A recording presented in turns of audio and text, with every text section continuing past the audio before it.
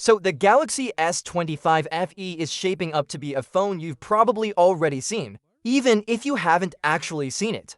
The latest renders show a device that looks almost identical to the rest of the S25 lineup, and at first glance, that's not a bad thing. It's sleek, familiar, and carries the same flat frame and triple camera cutouts we've come to expect. But here's the kicker: the chipset might leave some fans seriously underwhelmed. According to fresh leaks, Samsung's going with the Exynos 2400E, the exact same chip found in last year's S24 FE. That's right, no performance boost here. And while the Exynos 2400E isn't a bad processor, it's definitely not flagship tier by today's standards. Some were hoping for the full Exynos 2400, which could have brought a more noticeable jump in speed and efficiency. Instead, it feels like Samsung's playing it safe. Maybe a little too safe. Why does this matter? Well, the Fan Edition series is supposed to offer a flagship-like experience at a more affordable price, but if the performance doesn't move forward, it risks becoming just a slightly cheaper S25 with last year's brain.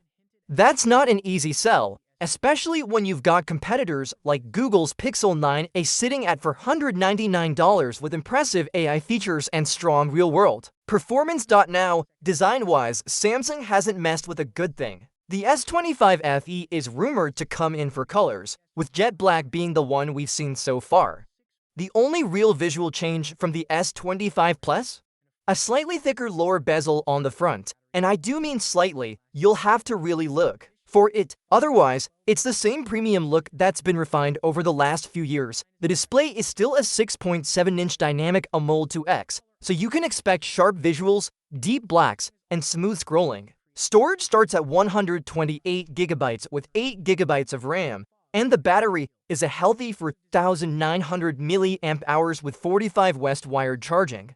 That means you can still get a solid day and a half of use with quick top-ups when you need them. Camera-wise, it's deja vu from last year. You've got a 50MP main shooter with optical image stabilization, a 12MP ultra-wide, and an 8MP telephoto with 3x optical zoom.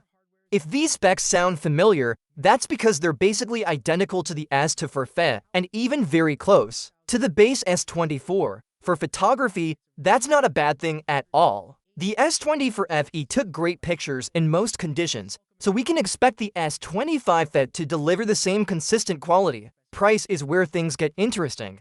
In Europe, leaks suggest €679, which roughly translates to $789. But if the US price matches last year's, it will likely land at $650. Now, $650 is a competitive number, but here's the twist: Samsung often discounts its standard S25 models heavily after launch. So the question becomes, why buy the S25 FE? You can get a better chip and similar features in an S25 for maybe $100 more during a sale. The Fan Edition has always been about value, but this year, that value might be harder to prove. Sure, you get the same great display, a proven camera system, and Samsung's polished design, but the performance story isn't moving forward. For someone upgrading from an older mid-range phone, it could still feel like a big jump, but for existing Galaxy FE owners, it might feel more like standing still. Personally, I think the S25 FE could still find its audience: people who want that big AMOLED screen, solid battery life, and Samsung's software support without spending over $1,000. But for tech enthusiasts who chase the latest performance gains, the Exynos 2400E might be a deal breaker. Samsung is expected to announce the Galaxy S25 FE in September, and we'll know then if there are any surprises they've kept under wraps. Maybe there will be aggressive launch promos or trade-in offers that make it a no-brainer.